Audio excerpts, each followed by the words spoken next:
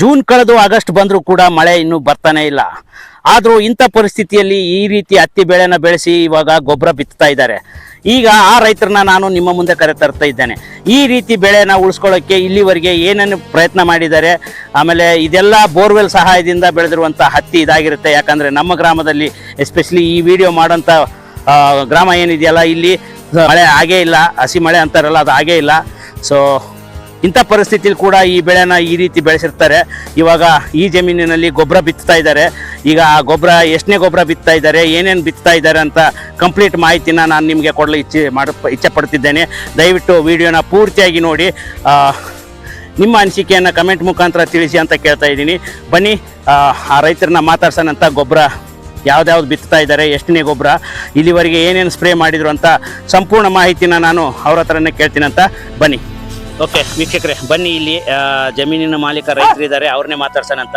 ನಮಸ್ಕಾರ ರೀ. ನಮಸ್ಕಾರಪ್ಪ. ನಮಸ್ಕಾರಪ್ಪ. ಸ್ವಲ್ಪ ತಡಿ ಮಾತಾಡಮಂತ. ಈ ಬೆಳೆ ಬಗ್ಗೆ ಏನೇನು ಹೇಳ್ತದೆ ಹೇಳು ಬಾ ಒಂದ್ ಸ್ವಲ್ಪ.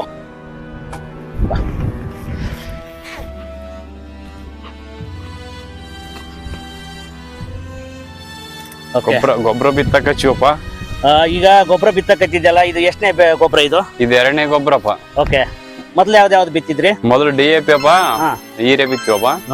ಈ ಸರ್ತಿ ಈಗ 19 ಹೀರೆ ಹಾಕಕ. 19 ಇದು ಎಷ್ಟನೇ ಗೊಬ್ಬರ? ಎರಡನೇ ಗೊಬ್ಬರ. ಎರಡನೇ ಗೊಬ್ಬರಪ್ಪ ಇದು. ಓಕೆ, ಎಷ್ಟು ತಿಂಗಳ ಬೆಳೆ ಐತಿ ಇದು? ಇದು 70 ದಿವಸದ ಐತೆ ಬೆಳೆ. 70 ದಿನದ ಬೆಳೆ ಅದ. ಓಕೆ, ಈ ರೀತಿ ಚಲೋ ಕಾಪಾಡಿರಲ್ಲ, ಏನ್ ಕಾರಣ ಇದಕ್ಕೆ? ಇದು ಮಳೆ ಬಂದ್ರೆ ಇನ್ನ ಬೇಸಿರದಪ್ಪ. ಈ ವರ್ಷ ಅಷ್ಟೇ ಐತೆ ನಮ್ದು. ಮಳೆ ಬರ್ಲಾರ್ದ ಈ ರೀತಿ ಬೆಳೆಸಿದಿರಲ್ಲ, ಅದೇ ಬರೀ ಕಂಪ್ಲೀಟ್ ಬೋರ್ವೆಲ್ಗೆ ಬೆಳೆದ. ಬೋರ್ವೆಲ್ಗೆ ಬೆಳೆದಪ್ಪ. ಏನು ಮಳೆ ಆಗಿಲ್ಲಪ್ಪ ಈ ಕಡೆ. ಅದೇ ಮಳೆ ಆಗಿಲ್ಲ ಈ ಗ್ರಾಮದಲ್ಲಿ. ಏನೇನ್ ಮಳೆನೇ ಆಗಿಲ್ಲ, ಹಸಿ ಮಳೆ ಅಂತಾರಲ್ಲ, ಹಸಿ ಮಳೆನೇ ಆಗಿಲ್ಲ. ಆಗಿಲ್ಲಪ್ಪ. ಬರೀ ನೀರ್ ಕಟ್ಟಿವಿ, ಬೆಳೆ ಮಳೆಗೆ ಬೆಳೆದಲ್ಲಪ್ಪ ಈ ವರ್ಷ. ಮಳೆಗೆ ಬೆಳೆದ್ರೆ ಎದೆ ಮಟ್ಟ ಇರ್ತದ್ವಪ್ಪ, ಅನಗಟ್ಟ ಬರ್ತದ್ವು ಈ ಬೆಳೆ. ಈ ವರ್ಷ ಮಳೆ ಇಲ್ದದಕ್ಕೆ ಬೆಳೆ ಸರಿಯಾಗಿ ಇದೆವಪ್ಪ. ಆದ್ರೂ ಹಂಗೆ ಖರ್ಚನ ಬರ್ತದಂತ ಮಾಡಕ್ ಹಚ್ಚಿವಪ್ಪ. ಮತ್ ಏನ್ ಕೆಲ್ಸ ಇಲ್ಲ, ಅವು ಆ ಕಡೆನು ಹೊರಗ್ ಕೆಲ್ಸ ಇಲ್ಲ, ನಾಟಿದ್ದೂ ಇಲ್ಲ. ಹೌದು, ಬರೀ ಇದಕ್ಕೆ ನಿಂತೀವಿ. ನಾಟಿ ಮಾಡೋದಂತಂದ್ರೆ ಇನ್ನ ಕನಸಿನ ಮಾತಾಗೈತೆ. ಯಾಕಂತಂದ್ರೆ ಡ್ಯಾಮಿಗೆ ನೀರಿಲ್ಲಪ್ಪ, ಮಳೆನೂ ಬರ್ತಾ ಇಲ್ಲಪ್ಪ. ಹಂಗಾಗಿ 1ನೇ ತಾರೀಕಿನಿಂದ ಮಳೆ ಬರ್ತದಂತ ಏನೋ ಸೂಚನೆ ಕೊಡಕತ್ತದ.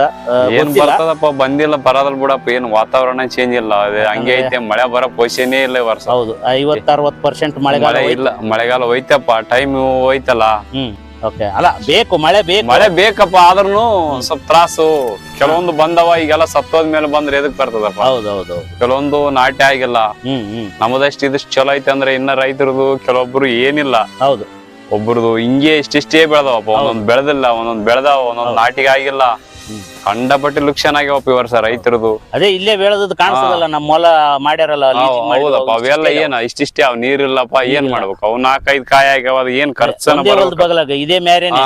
ಬೀಜಕ್ಕಾಗಲ್ಲ, ಅದ್ ಬೀಜಕ್ಕಾಗಲ್ಲಪ್ಪ. ಬೀಜಕ್ಕಾಗಲ್ಲ. ಹೌದು, ಅದು ಬೀಜಕ್ಕಾಗಲ್ಲ. ಯಾಕಂದ್ರೆ ಒಂದ್ಸಲನೂ ನೀರ್ ಕಟ್ಟಿಲ್ಲ ಅವರು. ಬರೇ 1 ಗೇಣು 2 ಗೇಣು ಕೂಡ ಇಲ್ಲ. ಬೀಜಕ್ಕಾಗಲ್ಲ. ಅದು ಖರ್ಚು ಆ ರೀತಿ ಖರ್ಚು ಮಾಡ್ಯಾರ. 3-4 ಸರ್ತಿ ಬೀಜ ಇಟ್ಟಾರಪ್ಪ. ಆದ್ರೂ ನಾಟಿಗೆ ಆಗಿಲ್ಲ. ಹೌದು, ನಾಟಿಗೆ ಆದ್ರೂ ಹಿಂಗೆ ಆಗಿಬಿಟ್ಟವ. ಅವೆಲ್ಲ ರೋಗಗಳು ಜಾಸ್ತಿ ಆಗಿ ಹಂಗಾಗಿ ಇದನ್ನು ನಮ್ದು ರೋಗ ಜಗ್ಗಿ ಆದಪ್ಪ. ಅಷ್ಟಕ್ಕಾಗಿ ಕಿತ್ತಿಲ್ಲ. ಹಂಗೆ ಇಂಥ ಪರಿಸ್ಥಿತಿಲೂ ಈ ರೀತಿ ಬೆಳೆ ಉಳಿಸ್ಕೊಂಡಿರಲ್ಲ ಅಂತಂದ್ರೆ ಗ್ರೇಟ್ ನಿಮ್ದು. ಪರವಾಗಿಲ್ಲ, ಚಲೋ ಇದೆಯಪ್ಪ. ಆಧಾರ ಇದ್ದಷ್ಟು. ಒಂದ್ ಗಿಡಕ್ಕೆ ಕಾಯಿಗಳು? ಕಾಯಿ ಒಂದು 4-5 ಐದವಪ್ಪ ಅಷ್ಟೇ. ಕಾಯಿ ಹಿಡ್ದವ, ಫಲ ಹಿಡ್ದದಪ್ಪ. ಅವು ಅಷ್ಟೇಪ್ಪ, ಬಾಳ ಹಿಡ್ದಿಲ್ಲ. ಹೋದ ವರ್ಷ ಅಂದ್ರೆ ಈ ದಿನಕ್ಕಂದ್ರೆ ಅವ ಕಾಯಿ ಒಂದ್ 60-70 ಕಾಯಿ ಇರ್ತದ ಒಂದ್ ಗಿಡಕ್ಕ. ಹಂಗಾಗಿ ಈ ವರ್ಷ ಏನಪ್ಪ ಒಂದು 4-5 ಕ್ವಿಂಟಲ್ ಬರ್ತಾವೋ ಇಲ್ಲ ಇಷ್ಟು ಬೆಳೆ ಆದ್ರೂ. ಈ ರೀತಿ ಉಳಿಸ್ಕೊಂಡ್ ಬೆಳೆನೆ ಡೌಟ್ ಆದಪ್ಪ. ಕೆಲವೊಂದು ಬರಲ್ಲ. ಉಳಿಸ್ಕೊಳ್ಳಾರ್ದ ಅಲ್ಲಿ ಅವ್ರಿಗೇನ್ ಖರ್ಚಿಗೆ ಅದ್ರಪ್ಪ ಬಾಳ ಇದ್ರಲ್ಲಿ ಲಾಸೆ. ನೀರು ಇರ್ಲಾರ್ದ ಮಳೆನ ಕಾಯ್ಕೊಂಡ್ ನಿಂತಿರೋರ್ ಪರಿಸ್ಥಿತಿ. ಒಂದು ಗಳವಿಕೆ ತ್ರಾಸೆ ಎಲ್ಲವಷ್ಟು ಲಾಸೆಪ್ಪ ಅದು. ಅದು ಅಲ್ಲೊಂದ್ ಗಿಡ ಬೆಳೆದ್ರೆ ಎದಕ್ ಬರ್ತದಪ್ಪ.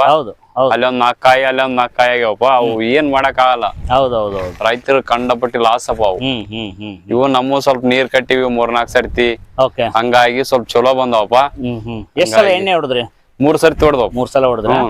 ಇನ್ನ ಹೊಡ್ಸ್ಕೊಂತದ ಎಣ್ಣೆ? ಇನ್ನೊಂದ್ 4-4 ಸರ್ತಿ ಹೊಡಿಸ್ಕೊಂತದಪ್ಪ. ಇದಾದ್ರೂ ಜಿಗ್ಗಿ ರೋಗ ಐತಪ್ಪ ಅದಕ್ಕ. ಈಗೇನೋ ಅವು ಏನು ಟೈಪ್ನಾಗ ಸಾಯವಲು. ಮಳೆ ಇದ್ರೆ ಅವು ಇರ್ತಿದ್ದಿಲ್ಲಪ್ಪ. ಹೌದು, ಆ ಟ್ರಿಪ್ಸ್ ಅಟ್ಯಾಕ್ ಹೊಡೆದ್ಬಿಟ್ಟವ್. ಹಂಗಾಗಿ ಬೆಳೆ ಕಿತ್ತವಲ್ ತಿನ್ನ.